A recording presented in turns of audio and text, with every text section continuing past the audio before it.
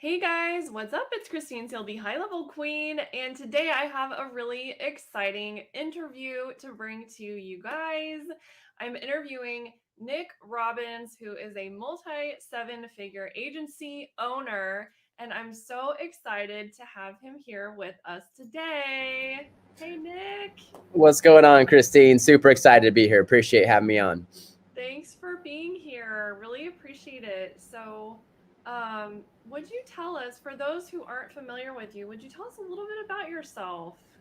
Yeah, absolutely. So I am the co-founder of an agency, BTOP Local. We work in the medical marketing space, or in the medical space for a marketing agency. We've worked with over 600 doctors, nationwide. We've been doing this for about 6 years now. We got on really early in the whole Facebook ads, digital agency game a long time ago. Been doing multiple seven figures for the last 4 years now. Between our two companies, we've got a team of about 25 people. And yeah, I mean, we've really made some big shifts the last 6 months or so, really going on Go High Level, the SaaS agency mode, and, really seen some tremendous success there. But that's a little bit about our background.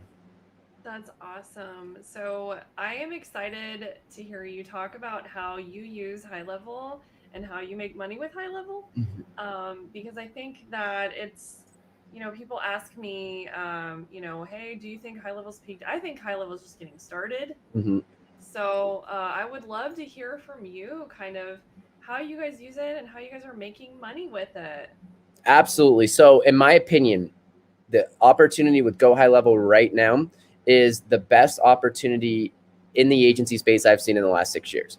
I completely doubled down about 5 months ago after a call I had with Sean, and he shared with me the new updates that were around the website chat and the GMB chat. And I was like, it all made sense to me after that. Right. And so what we do is we actually focus on high ticket plus SaaS deliverables. Right. So we call it the SaaS agency, but sales and a service, right? Not sales, sales as a service. Because I'm a big fan of getting high ticket money up front in order to finance future acquisition, which I can talk about in a little bit later.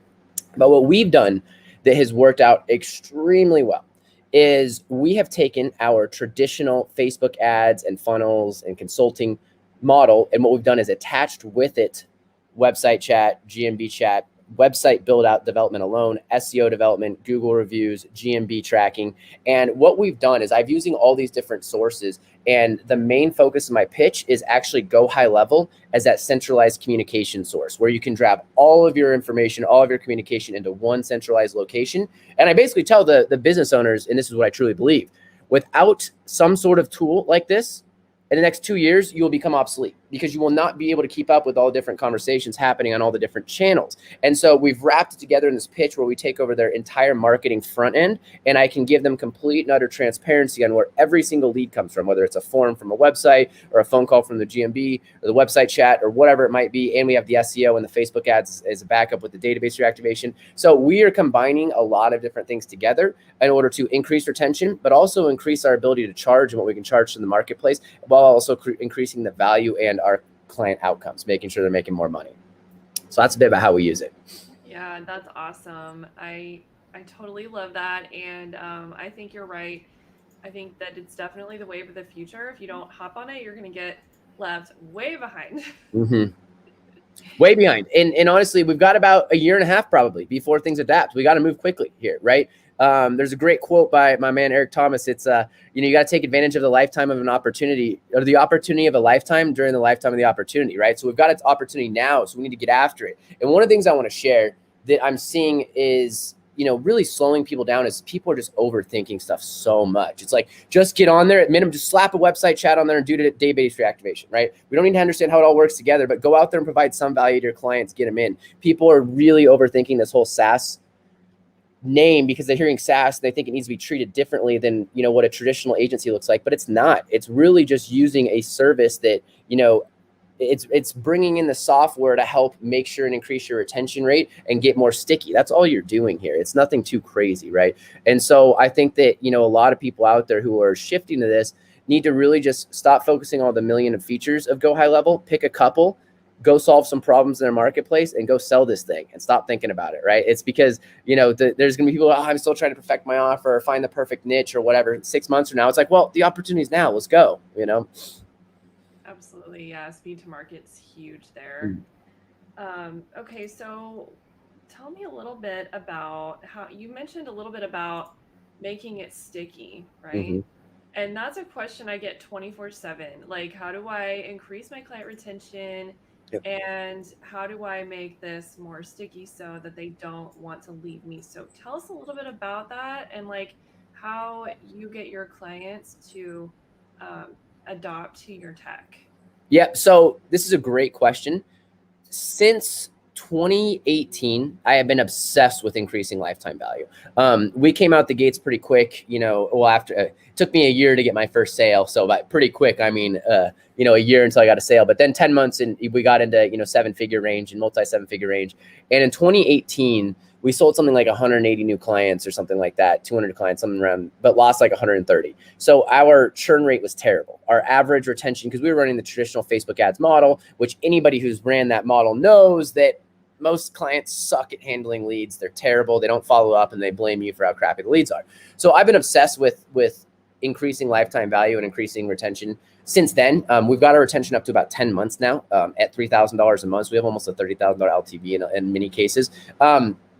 Now, the way to increase churn is it's a several factor approach. But the first phase that you need to focus on is number one, it starts with the sales process, right? It starts on your expectations and it starts on what you're actually selling, right? So what you don't want to sell is some magical bullet cure that, unicorn where they're never going to have to do any work and they're just going to plug this thing into their system and they're going to be rich for life and everything's going to come. That's not how it is, right? We have to sell them first during the sales process and the importance of utilizing the software.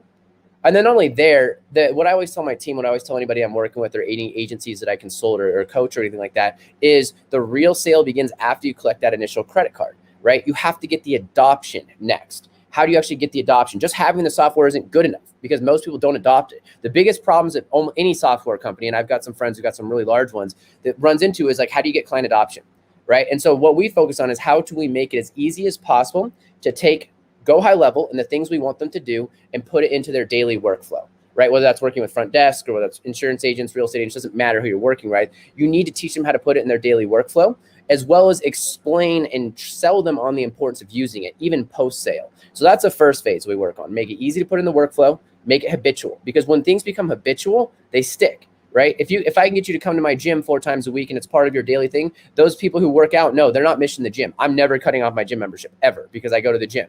And it's the same type of idea that we need to build from them. And we need to understand that this is an obstacle for a lot of people, especially in my market, the medical market, because we're throwing a curveball to the front desk who's already overwhelmed and dealing with patient intake forms and paperwork. So we need to make it as easy as possible. So we have trainings on here's how you download the app. Here's how you put the bookmark up top. Here's how you keep it open every day. Here's how you have the notifications. Here's how you do it. And we have account managers who go through and crawl accounts and look for, frankly, mistakes that people are making and pointing those out to our clients as well. Because another thing that we sell alongside that centralized communication is accountability and transparency of the lead handling. So that's the first phase. I can get into the actual technicalities, but first you actually have to sell them on it. And I always tell anybody who's coming in here, and I love Go High Level, love Sean, love them all, but sometimes they make it seem like, oh, if you just get a client to get into our system, they're never going to leave ever without any work. And I always tell everyone, no, client adoption is like your biggest problem, and it's going to be your biggest problem. You've got to make it easy for people to get in. So that's the first thing I would say about that. Yeah, for sure. That's awesome. Okay. So I love that. Okay, Nik, bear with me here. Yep. So I get this question all the time. All right, demo or no demo? So that depends on your price point, right? So I'll explain my theory. There's 3 different ways that you can, there's more than this, but there's essentially 3 different ways that you can sell Go High Level as a service, as a SaaS, right? And I'll give you the pros and cons of each and what I feel, if you really want to make a lot of money, what needs to happen. So 1, you can combine it with your done-for-you work, right? Just attach it to your funnels, your website, your SEO, your Google ads, your AdWords, your YouTube ads, your Pinterest, your TikTok, whatever else you're doing. Attach it alongside that, sell it for high ticket on a monthly basis. Just use that as the core piece so it will help stick people around. The second way is and this can work really well in markets like mortgage or real estate or insurance, is it done with you setup where you charge $3,000 to $5,000 to $8,000, $10,000 to teach them how to use the platform. And then maybe also teach them how to go get their own lead so they can plug it in there, build Facebook funnels. And then you drop it to a $297 a month backend, right? Or $497 a month backend, whatever you're going to charge in the backend, right? And then the third way, and in my opinion, the worst way, if this is the only thing you have going for you, is just going out there and trying to sell it for $297 a month or $197 a month, right? And there's several reasons why I think there's issues with that. Number one, you can't ever finance future acquisition. And what I mean by that is, in order to buy new customers, you need to start looking at businesses buying new customers. It's costing you somewhere, time, money, whatever. Like, even if you have no customers, you might not truly grasp this, but it's costing you your time. So eventually it's going to cost you sales commissions, or you have to pay for softwares, you have to pay Facebook ads, whatever it might be to get those people in. And if we're only making $197 a month and we don't know what our churn is going to be, like how long that lifetime value is going to be, it's going to make it very difficult for us to actually go out there and acquire new customers, which is why I'm so big on upfront money in order to finance future acquisition, right? No matter where, because someone's going to cost you money somewhere, right? So those are the three main ways that I see of selling it. Where I do see the final way as being an option for sure is as a final downsell, right? Let's say that they won't go for your higher ticket option, or they won't go for the done with you. Okay, great. Well, let's just get you on for $297 a month. Let's do a database reactivation. Let's do a website chat. And then once you make some money, we can upsell you to our other services, right? So if you got that, that's fine. Then you're trying to monetize every single lead. So back to your question, which I know didn't have anything to do with those, but I think it's all appropriate. Demos all day long. I am obsessed with pitch decks. I think they're extremely important in our markets, especially from a done for you standpoint. Done with you, depending on who you're talking to, it can be hit or miss. But the guys who I coach a bunch of people doing 7 figures, and they're whether they're doing done with you or done for you, all of them pitch decks and using a 2-call process. So in general, yes, I'm much favor in pitch decks. And the final reason why is, one, you can sell it for more if you put together a good story and offer on your pitch deck. But two, like, you need to be able to explain what you're actually going to be doing, or what Go High Level is going to be doing. And they need to understand it, because if you use, and I love Sam Ovens to death, he's amazing. He's changed our space in a lot of ways, right? But if you use his style of closing, where it's like, yeah, I just, put them in pain and then don't let them decide exactly what they're going to get, then you're going to get people upset on the back end. They're going to be like buyer's remorse. They're not going to know what they bought, and they're going to be confused with what they're going. So long answer to your question. Yes, I think pitch decks are the way to go. And I actually love creating them. It's one of my favorite things. Awesome. Well, maybe, I don't know if you're open to showing us like an example, but maybe we could get into that, or maybe you could talk a little bit about like how you structure your pitch deck, because I get this question all the time, and I think that's like the number one thing everyone wants to know. Yeah, so pitch decks, and I can show some examples as well, but I want to talk through it a little bit first, because pitch decks can overwhelm a lot of people at first. But here are some quick notes I've actually boiled it down to, and this is something I can actually, let me see if I can share this really quick. All right, guys. Really, I boiled it down to a really repeatable process. So let's see here. All right, we talked about how to share screens in the beginning. Let me see if I can share my screen. There's Yep, a little we got it. All right, got it. All right, am my screen going? Yeah, let's do it. Cool. All right, so I come from selling a lot of webinars. I pitched a lot of webinars. I actually got started closing clients by pitching webinars. And I had a realization one day after watching Russell Brunson close like $1 bazillion from stage at 10X. I'm like, why don't I just create a one-on-one pitch deck and sell our ticket, or sell our services high ticket through there. So here's just a quick example of what our pitch deck outline looks like. But the first thing you want to do is you want to name your program and have a unique mechanism. This is marketing 101, but if this is new for you, our sales, to give you guys an example of this, when I went from just selling Facebook ads and funnels back in 2018 to a program we called Patience on Demand, they like doubled overnight. As soon as you have a unique mechanism or selling thing, it just seems like you got a system, a process, help differentiate you from the other people in the marketplace, right? So we name the program, basically, whatever they have, our system that brings you what they want without things they hate, very simple. The goal, I like to give an explosive promise here. So like our goal on our current pitch deck is, I'm going to bring you that guarantees new high ticket patients without wasting time and money on crappy leads, is essentially the goal. And then basically after I give them a big goal, we go into the testimonials and proof. Basically, if you have this, awesome, utilize testimonials and proof to the moon. If you don't have it, don't worry about it. Just go get testimonials, which we can talk about. And then we just talk about why we're there. What's the problem in the marketplace, right? So one of the problems I'm saying right now is our clients, our prospects are completely overwhelmed with all the different options out there, right? I mean, to be honest, I'm slightly overwhelmed, and I'm in the space every day. It's like, should I be on TikTok, Pinterest? I wake up, and today I'm like, I'm launching LinkedIn ads, right? And like, we're all over the place. What they really want, though, is just a system to get new customers, right? Then we do a sound familiar, highlight the pains of the market, talk about lead quality sucks, all that fun stuff. Then we're going to talk about what they're going to see, right? And I'm going to move through this pretty quick, because there's a few other things, and you can ask me any specific questions on it as well, and I can take this deeper if anyone has questions watching. But basically, after all that, then we get into who you are. One of the biggest mistakes, and this also goes for your cold email prospecting, any prospecting in general, do not open with anything about you. Notice how I opened about the name of the program, what we're going to get them, right? We're giving them a goal, an explosive promise here. I'm not talking about who we are, and we've worked with 600 doctors, and we're so amazing. Like, no one cares, right? First, we need to get them to buy into the fact that we can actually solve their problem and be talking about them, right? From there, we go into the program name, and honestly, I always use 3 to 5 steps, right? I have, right now, it's a 4-phase acquisition system called the Patient Vortex Growth Method. That's specifically what my pitch deck sounds like right now. Phase 1 is the ignition phase. Phase 2 is the capture phase. Phase 3 is the conversion phase. And then phase 4 is the scale phase, right? And in between each step is when I put together the different pieces of our product, right? So phase 1 on our pitch deck right now is database reactivation and Facebook ads and landing pages, right? Because that's the ignition phase. We want to drive traffic quickly. Phase 2 with the capture phase is, okay, now we're going to get a new website built for you. We're going to do SEO. We're going to do the website chat. We're going to do, this type of stuff, right? Capture all the leads we're missing on Google, GMB, that type of stuff. Phase 3 is the conversion phase, which is all about go high level. Here's how we tie everything together. Here's how it all works. And then phase 4 is we double down and we scale to the moon, right? So basically that's what I do. It's always 3 to 5 steps. It's step-by-step, easily digestible. I can give more examples of this. People want to hear more examples, but because some people probably aren't doing website and SEO and that type of stuff. I've made this work with just Facebook ads. Like, it really doesn't matter. I've seen it work with just SEO, right? But the key is to have a program name and then 3 to 5 steps that the client can easily digest that will get them the result, the end game that they're looking for. This helps differentiate you. It helps make it impossible to say no. It helps really get the client to understand what you're going to be doing for them, right? And that's really just repeating. And then after that, towards the end,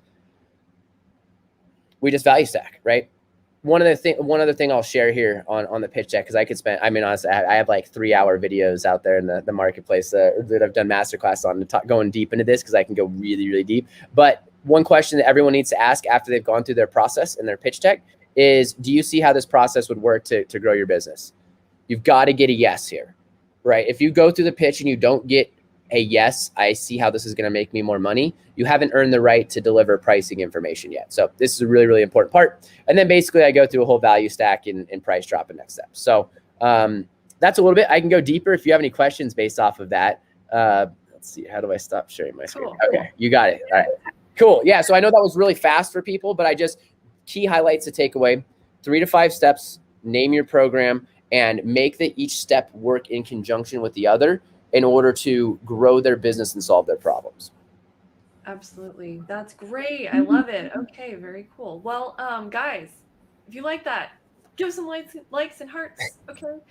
Post your questions. Why is everyone so quiet today? Okay. I know it's Friday, but guys, Nik is here. He's ready. He's ready to answer your questions. So post them below. We have a bunch of people watching. All right, guys.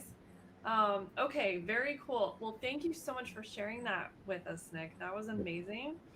And my key takeaway was obviously make sure to solve their problem and earn the right to pitch, right? Yep, absolutely. So, and I can elaborate a little bit on that, just because I think that those 2 things that you just said are extremely important. And honestly, those are the 2 things that I'm glad that's what your biggest takeaways were, because that's what I train our sales team on daily. Number 1, what are the problems our clients are facing? No one cares about the features. They don't care about, the fact that we're going to start tracking reviews in Go High Level and GMB, all stuff. They need to care, why is that going to solve their problems? Why are reviews actually important? And if you don't explain to them that 90% of customers read reviews going in before they go into the practice, and one bad review is enough to scare somebody from leaving and not ever showing up to the business, they're not going to care all the stuff you can do, right? So first, we've got to figure out what their problems are, right? Because at the end of the day, all business is solving problems. That's it, right? And the bigger the problem you solve for, the more people, the more money you make. Period. End of discussion. There's there's no real examples of this being proven otherwise, right? You want to make more money? Solve big problems. Why is Bezos a bazillionaire? Well, 140 million people are using Amazon Prime. It's amazing. Every time I order anything off of Amazon, I'm pissed at how long it takes. It takes like 5 days, and I have to check to make sure I actually put the order through and stuff. It's crazy, right? So focusing on problems, and then earning the right to pitch is enormous. Okay, so I'll give you guys a quick snapshot of how I view the sales process, and I'm very adamant about this. Sales is probably what I would consider myself best at, besides maybe marketing and inbound funnels and stuff like that, but acquisition overall. So during the qualifying phase, which is basically the questions you ask your prospect, you need to identify and open the wounds and the gaps of what the actual problems are going to be.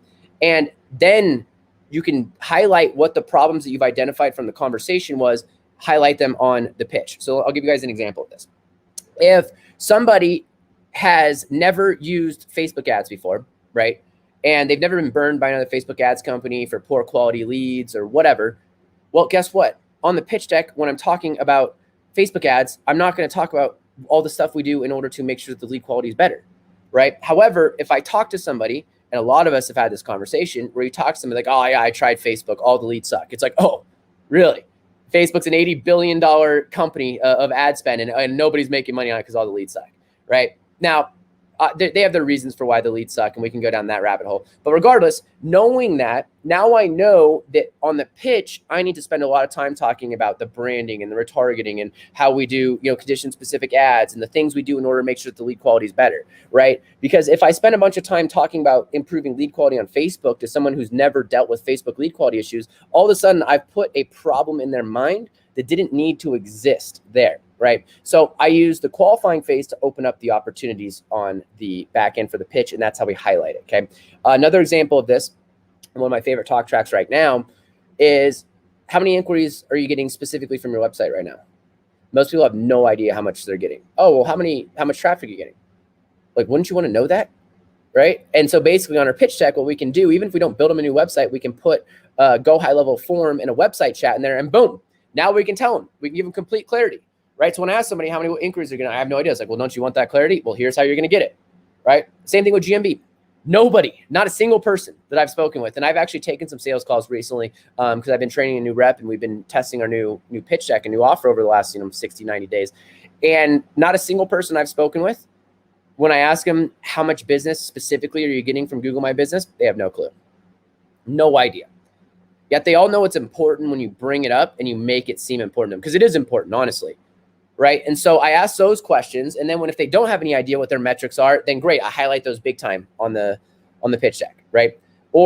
And I could keep going, so I'll stop for there. But yeah, I mean, I could just keep going and going with it. But those are all things we do. You ask questions to open up the gap in the wound, and that gives you the right to pitch. You don't just pitch things just to pitch things, right? Like I had a sales rep who just couldn't get this. I had to let him go. He just would just pitch. I'm like, dude, like we don't even know if that's what they need or what they want. Like you got to ask the questions first, then we earn the right to pitch. Absolutely. Very cool. I'm getting lots of likes, hearts. Thanks for sharing. Love it. We only sell results and solutions, never the how. Never the how. Always sell outcomes. You always want to sell the future outcomes. Now, there are times where you need to explain to them why you're doing what you're doing, right?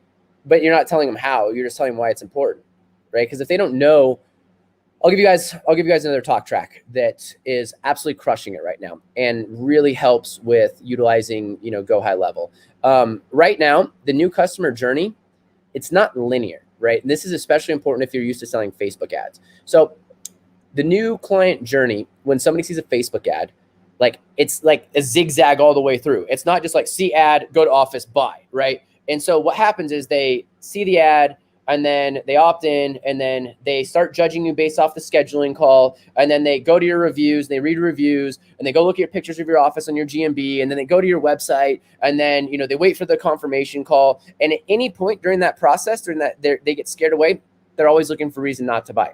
Doesn't matter what market you're in. Nobody wants to get rid of money in today's day and age. So our clients need to be optimized at every step of the journey, right? And it's not that difficult for us to go in there and optimize their GMB by getting good photos up there, getting review campaigns set up and go high level. It's not that difficult to have a website chat where people can actually opt in and message in order to get things going, to just continue to help clean up that step of the journey, right? And so we have moved to a full service digital marketing offer, and it's been crushing with this whole thing just because, I explain to them the journey and they get it, right? They get it when it's explained to them, because most people have never sat down and thought about what the new customer journey actually looks like, and then just the zigzags that go along with it. Very cool. Very cool. Love it. Okay, I'm looking for questions. Oh, why is it echoing now? Okay. We do have a question. Okay. How long does adoption and onboarding take for a new front end? Fantastic question. Most people always want to talk about the selling of the product, which is great. I can talk about it all day long. I'm more concerned with the adoption, because the sale is the easy part in my eyes. Keeping them for 10 months is what we need to be focused on. So we actually have like a 5-call process now in order to get people onboarded. It's about over 3 weeks or so, but we essentially have our welcome call. We have an onboarding call where we actually do consulting. We have an in-house consultant. Most people probably don't have that. That's fine. And then we get their assets and we get their Facebook page, business stuff, and we go to work building their campaign. For specific onboarding of Go High Level, getting them to use the platform, we use 2 calls over a week period, and we break out what we're going to share with them in chunks, right? So the first call, we go over the conversations tab. Here's how you navigate that. Here's how you got the outbound. Here's what it's going to look like. And the reason why we do that is because that's where a lot of our website chats are going to go in, which ideally we've had our website chat on. The next call, we go over the opportunities board, the dragging and dropping, as well as the scheduling, right? Well, actually, we do the scheduling on the first call as well. So we break those up into 2 calls, because if you do it in one, it's completely overwhelming. And if you are somebody who is into this whole automation game where you're just like, yeah, I'm just going to have a bunch of videos and expect everyone to watch them and they're going to totally get it and make perfect sense, well, you're probably going to be in for a little bit of a struggle there, because it's not that easy. It's extremely overwhelming. Think about you. Some of you guys watch this probably overwhelmed Go High Level. Sometimes I go in there, I'm like, I didn't even know they fucking added this. Like they're adding a WordPress back engine. He was telling me yesterday, a WP engine, style thing. They're adding a WordPress plugin to the Go High Level. I'm like, this is insane, right? So much stuff. So we do it over the first 2 to 3 weeks. But if I'm being honest about how long it takes to get the adoption going, it matters a little bit based off the tech savviness of the individual who we're training. But it usually takes about a month to really get people up to speed and utilizing the program properly. It's a great question, though. Cool. Yeah. And we take it very seriously, 5 calls. Because it's everything. If our client, and this is especially true with the done for you or even with the done with you, if they don't use the platform properly, then they're not going to stick around. Period. Right? Just like previously in the past, if the Facebook leads weren't handled properly and they didn't actually learn how to close them, they were never going to stick with you. It's the same idea. Now, at least we have the transparency where I can see inbound, outbound, and all correspondence amongst patients in the front desk, which helps tremendously. But yeah, the adoption is a very serious thing, and I'm constantly thinking about ways to help increase client adoption because it's the key to everything. Absolutely. Very cool. Oh, got another one. Alok says, love it, Nik. Have you heard you in other interviews? You said about forced adoption and forced result. Could you elaborate? Forced adoption, forced results. I love it. That's amazing. So that is something I actually learned from one of my mentors, Alex Becker, who's built like a $50 million, valuation wise, it's ridiculous what they're doing with Hyros, for those of you who know him. But he taught me forced adoption, forced results. And he actually taught me this like 3 years ago before Hyros even started. And it's something I've obsessed about. And so what I mean by forced adoption, forced results, Alec, is I make it impossible for them not to be able to adopt and utilize the platform and put it in their daily workflow. So we optimize every single onboarding call, every single training to get them to buy into using the platform and utilizing it on a daily basis to put in the workflow. Now, when it comes to the forced result, I am relentless about reminding them about how important it is to use the program. Whenever we see them screwing up inside the program, we send them Loom videos. We've started communicating with our clients via Loom, which has been fantastic, right? Sharing Loom videos. Hey, here's what you did. Here's what we need to do. And so we force the result, right? We just don't, what this really means at the end of the day is we don't sit in a reactive mode and expect that they're just going to pick up and understand the program. Right. And so we force the adoption and do that I use hardcore selling tactics to get people to buy into the program. After the first video somebody watches when they come into our program, and it's a training I did live for our clients, is literally just me reselling them on the importance of follow-up and how many different communications they need to make and having true conviction in their product and that type of stuff, right? And so we are extremely proactive with our clients, because if you leave a client to their own devices, they're gonna make your hair gray like mine. Like literally, I'm 33 years old and it's gray and it's all because of doctors. It like happened in like a 1.5 year period, right? So like that's what I mean. Yeah, that's what I mean by forced adoption, forced result. But it's up to you, right? And I guess the overarching theory on this to close out the thought is, if you were somebody who is sitting there and being like, that client just sucks, or they're going out of business, or that client's terrible, like, I promise you that is a dark path and will not lead you well. You need to take full responsibility for your clients' results, regardless of how smart they are, how good they are. Are some clients crazy? Yes. Are some clients going out of business? Yes. But humans in general are illogical. And the more you do business with more people, humans are crazy. We're still fucking killing each other. And it's 2021. Like, there's still wars that are about to happen because people are psychotic. So I don't know if I'm supposed to swear in here. Sorry about that, Christine. But but yes, that is I think. My bad. It's okay. Okay, cool. Love it. Got another one. Hey, Nik, Christine, from your perspective, is it possible to build a sale process within a video funnel and automations and don't need to talk to the client? All right. So, and I'm assuming this is to sell at low ticket at about $297. I want to make sure that that's the process. Selling high ticket, no, I don't think that that's going to be very valuable. In fact, most of the big webinar runners I know these days, unless you're in, weight loss or nutrition or health, or there's still some niches where automated webinars can work, selling $2,000 or $3,000, or really $2,000, kind of the cap that I'm familiar with. Very, very, very difficult funnel. Much easier to just pick up the phone, run a phone call, close for $5K. If you were referring to like a $97 or $297 one, it's possible. I would never say it's not.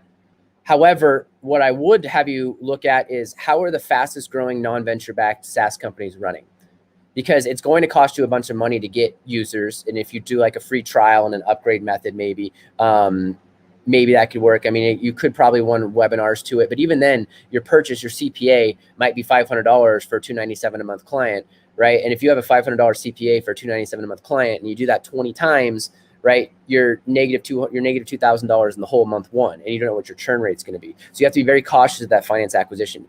So there's a reason that up until very, very, very recently, ClickFunnels, for example, never ran straight to selling the product. He combined it with funnel hacks and, the lead hacks and 5-day free challenges and the bazillion other things Russell Brunson has done. He did all that so that he could finance his acquisition and punt the ad spend in order to get the user on at either a break even or a profit, right? And it's the same thing that, Becker did at Hyros, where he's, basically selling a high ticket $3,500 a year, upfront plan in order to finance that future acquisition so that he can scale up the ads. So is it possible?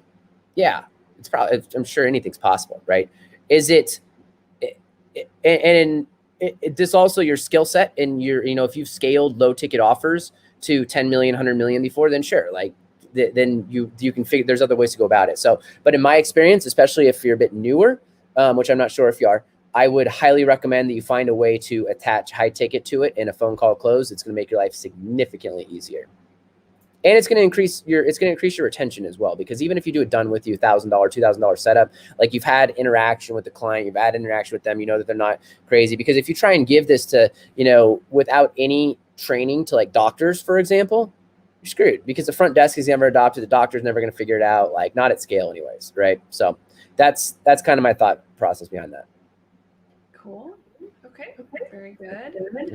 Alok also wants to know how you determine which features to give to a user. I give the same features to everyone. So we don't really custom build stuff.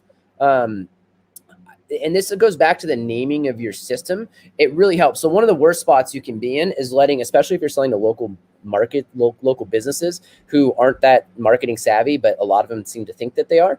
If you start giving them the ability to dictate your ads and how things should be built and ran, you're in for a world of pain. So we sell our system as like, this is a proven model and system. I built you the Lamborghini. I'm going to teach you how to drive it. All you got to do is press play or put your foot on the gas. You start putting, water, or you start putting non-premium gasoline in this thing and you blow it up. Or if you start putting aftermarket parts on this thing and the tires pop, like that's not my fault. Like that's you. I'm giving you the Lamborghini that you got to drive. And that's how I recommend everyone build their stuff, especially at the price points we're talking here. Because you're going to also, there's multiple reasons for that. Number one, then you don't get into back and forth with clients that are dumb. And number two, you can start to predict results and have much better prediction skills about the outcomes. If you're doing something completely wacky and different for everybody, then it's going to be very difficult for you to actually predict the outcomes you can get. And it makes it much harder to sell.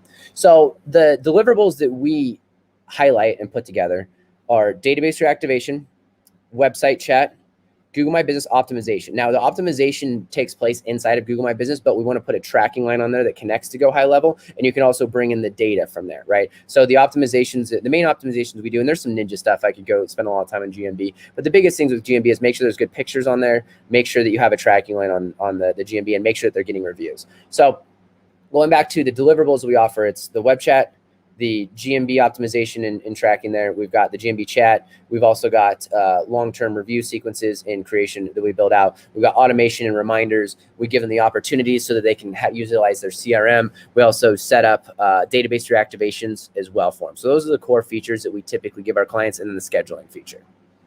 Awesome. Very cool. Love it. All right. He also wants to know, good questions. Keep the questions coming, guys. Any tips on some offers to make when in lockdown for a SaaS agency? Yeah. Boy, bad news in the last day or well, I don't know if anyone's seen it. So we might have to prepare for more of this recently. So here's my advice, Alec. I'm not sure what country you're in, or if you're in the States or where you're at. If you let us know, I can help give some more context. But regardless of where you are, the big thing that I would be looking for is look for those essential based businesses, especially if you're not directly tied to a niche. Look for the essential services that are going to be continuing to run regardless. I would also shift your targeting to the countries. Every country is so drastically different. Yeah. Australia is, definitely doing some stuff right now in regards to lockdowns. I would honestly shift I know that the time zone is crazy, but I would potentially shift your targeting to the States for right now, or other English-speaking countries in Europe if that's a better time zone for you. I know that Australia is a really screwed up time zone for the States, but that's really all you can do, especially with forced lockdowns. I wish I had a better answer for you on this. We can talk about offers to help our clients if it all goes lockdown, but in general, I would try and target non-lockdown areas.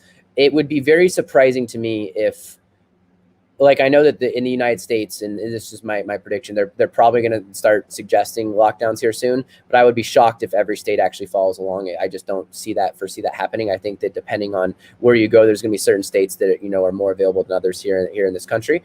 But the big thing is, number one, look for targeting outside of the lockdown areas. And number two, look for those essential based services that people are going to need to go to regardless, which is really, medical and legal and some of the contracting space. Because people still, like, even during a lockdown, if you're somewhere hot, you need a new air conditioner, like, you're getting a new air conditioner. You're not, regardless of what a lockdown says, someone's coming out to fix your air conditioner, right? So look for those essential based ones. That's a great question. And unfortunately, it's something we might have to be navigating again here in the next couple of weeks based on some of the stuff I saw yesterday and this morning. Yeah, absolutely. I've noticed, touching a little bit on what you said about like HVAC, my husband and I are doing like a huge house remodel, and we basically, like, our house looks like the basement in the background where you're at. Yeah, so like service space is so hot right now. Like these contractors are so busy, they don't even have time to answer their phone. So maybe it's a good time to introduce a solution where they don't have to answer their phone. Right? Absolutely. It definitely can be utilized from that angle, 100%. Yeah. Cool. Yeah. Or at least give them the ability to keep track of all the leads that are coming in that they missed and have something going out, automations, reminders, something like that, right? Because we all know how frustrating it can be calling contractors who just never get back to people, which is, again, why they need us, because that's how most contractors operate.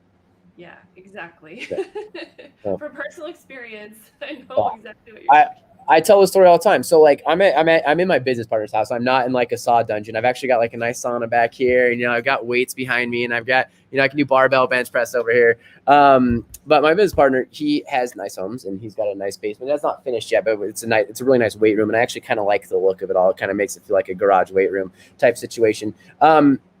Regardless, I used to live with him, up until a couple of years ago when we were starting this thing. And every year he left messages for landscapers ready to spend 40 grand on the landscape in the backyard. Every year, I kid you not, 3 summers in a row, nobody called him back. And I'll tell you what, my business partner likes to spend money. he likes to have nice stuff. It's funny. I brought my fiance here and she's like, we need to upgrade our whole life, after being here. And I'm like, but anyway, that's how contractors are. They just don't call back. Right. And so being able to offer that opportunity for them is enormous, whether that's from a catch-all or automations or reminders, or even doing some of the DMing for them, which I think is going to be a very valid business model here soon with the introduction of Eliza. I don't know how often you talk about that on here, Christine, but there's a huge opportunity moving forward with text appointment setting services, not only for clients, but also for other agencies, utilizing some of the features of Go High Level that are coming down the pipe. Yeah, if you want to talk about it, that would be great. I don't really talk about it a whole lot, so. Okay. So, I mean, basically here, let me start with the theory. Okay. Where the world is going is texting, right? It's why Google introduced GMB chat. It's why our website chats are working so well. For better or for worse, that's where the world is going.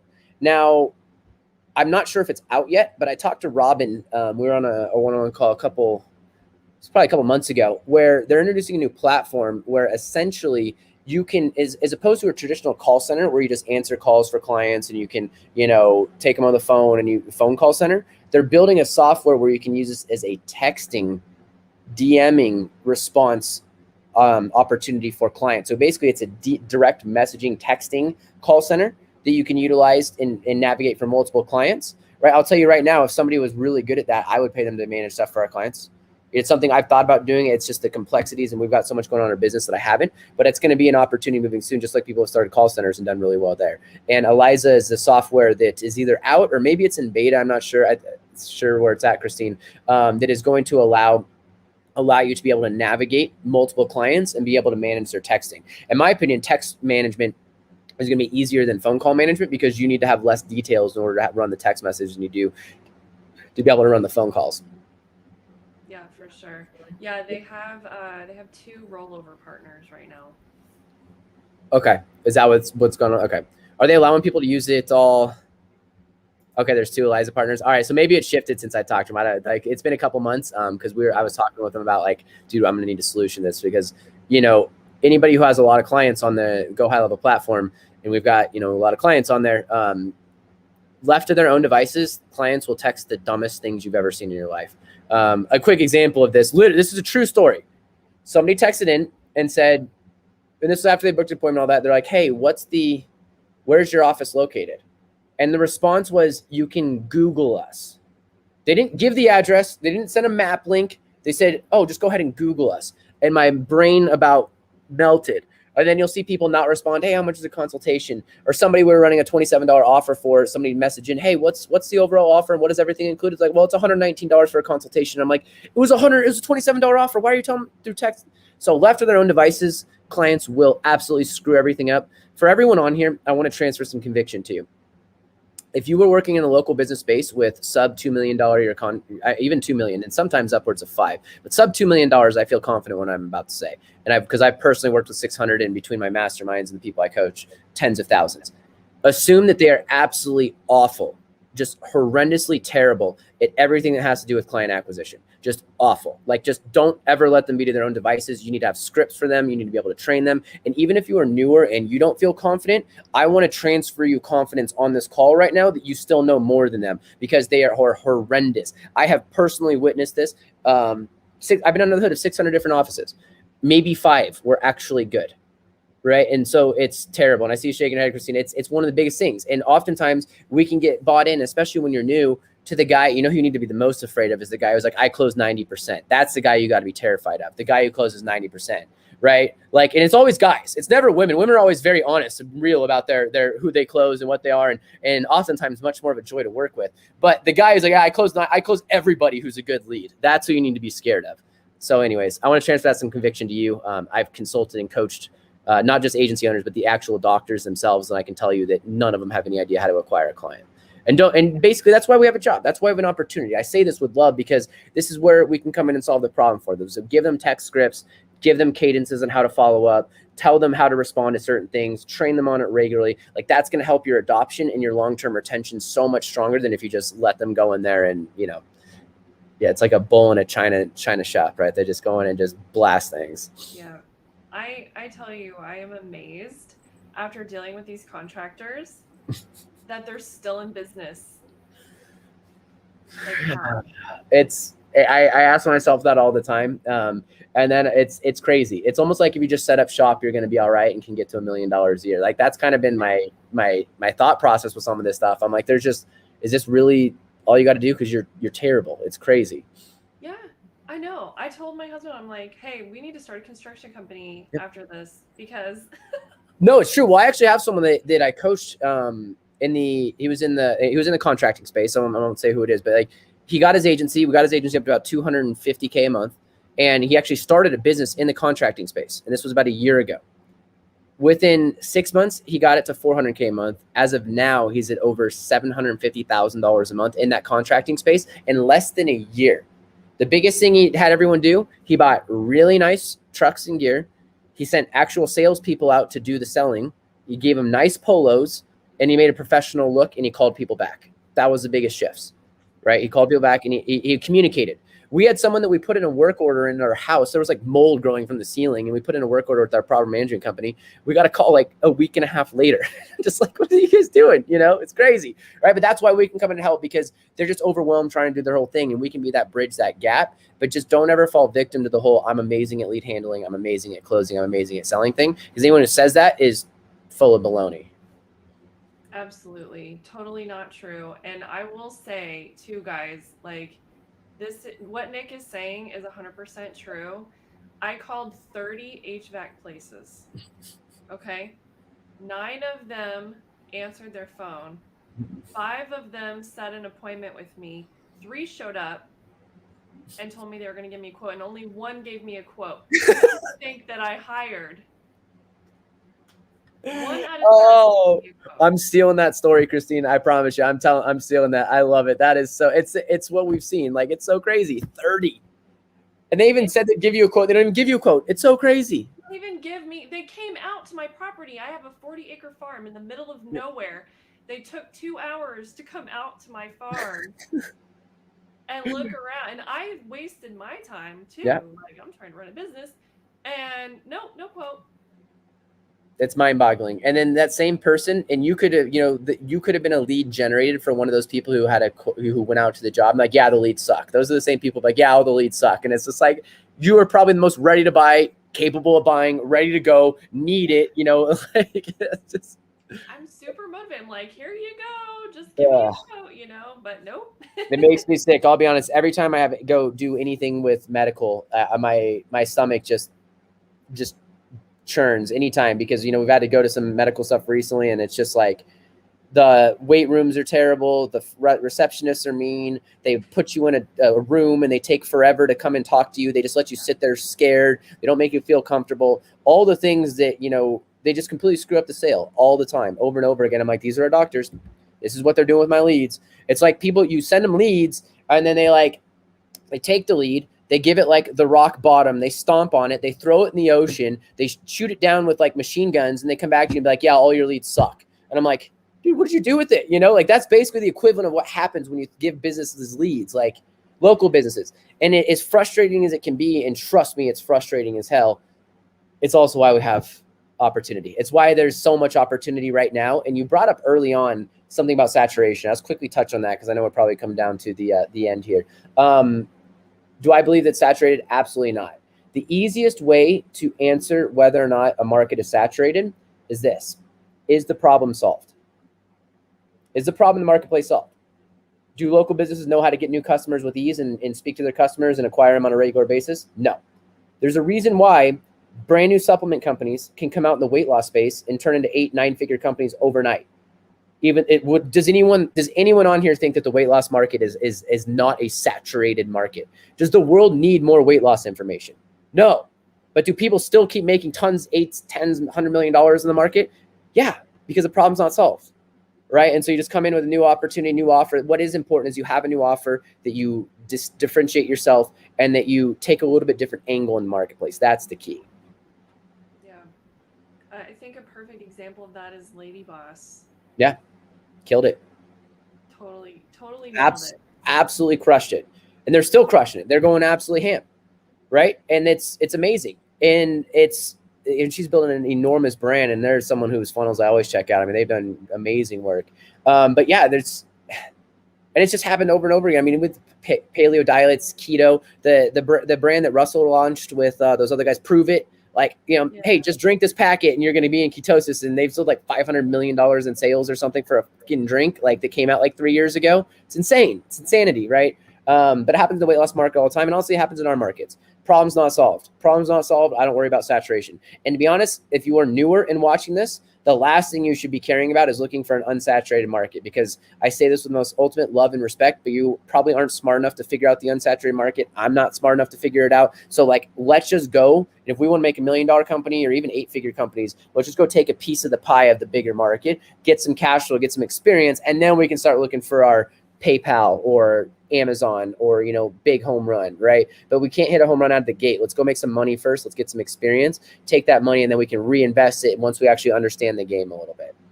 So go after saturation is basically the end of my rant there. Yeah. Stick to the core markets, right? Stick to medical, legal, contractors, and the knucklehead market. And that's the knucklehead market is insurance, real estate, financial advisor, and mortgage, just because there's a lot of knuckleheads in those markets. But it's a great market.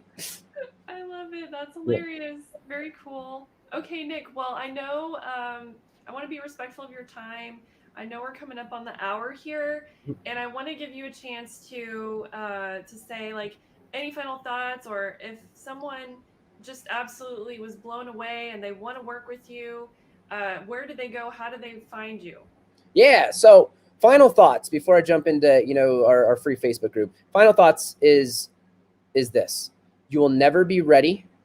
You will never feel as if you have all the ducks in a row. And I implore you, my biggest encouragement is to take action without feeling ready. You're never going to feel ready, ever. You're never going to have everything in. All my perfectionists on here, stop telling yourself I'm just a perfectionist. Perfectionist. Stop doing that. Go take action, right? So like, I'm a big believer in massive action is the cure-all. I love the fact that you guys are watching this, getting training, but be careful with taking too much training and not going out there and executing. I'm big on execution. Execution will cure all of your pains, and you'll learn along the way. You're never going to be prepared for anything. So go out there, execute. Know that no one ever felt ready. Christine, I'm sure there's days where you still don't feel ready. You're probably days where you're overwhelmed. I'll tell you, I am as well. Even I've been in this game for a while, right? So it's a never-ending journey. So take massive action. Opportunity is now. There's never been a bigger one. You've got to hop on this SaaS agency opportunity with Go High Level, because there will be competitors. Podium will improve. Other things that are similar to Go High Level will hit the marketplace. So we need to take advantage of it now so that we can really get a foothold in the marketplace, and then we can scale up and adapt as things moving forward. And the final thing is, like, I believe in you. Anyone can do this. There's plenty of opportunity for everybody. The agency market's not saturated. There's a bazillion businesses out there that need help. Part of the reason why I share is, like, if I thought that there was no abundance out there, I wouldn't be sharing what we're doing, because my agency comes first. Like, yes, I have coaching programs and consulting programs, but I'm an agency owner first. I like to come on and do this stuff because I wish, 5 years ago that communities like this existed, and they really didn't back then. So that's my final thoughts. And then in order to find and learn more, if you want to get more, I share a ton of free stuff in a free Facebook group. It's called 7-Figure Agency Sales and Marketing Crusader Nation. That's Crusader with a K. So if you just type 7-Figure Crusader Nation, you'll basically find it. I don't know if we can drop a link or something, Christine, on here, but either way, that's where you can find me. That's the best place. I do go live every Wednesday. We've got, I think Christine, she's going to be coming in and actually sharing in the group here soon as well. But we go live. I bring guest interviews, and I'm always sharing. I use that as kind of like a sharing ground for what's going on in my agency, because basically how I operate is I take everything I'm learning in the day-to-day running the agency, and I come back and share with the agency owners and try and help make a better marketplace for all of us. So that being said, and just get after it, guys. Let's make it happen, and I believe in all of you guys. Awesome. I love it. I just put the link there on the video. Make sure you go check it out. And Nik, it has been an honor to have you here on my channel. I really appreciate you, and I appreciate the time that you spent to share your knowledge with us.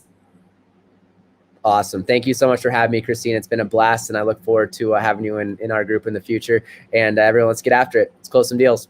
All right. Take care. See you guys.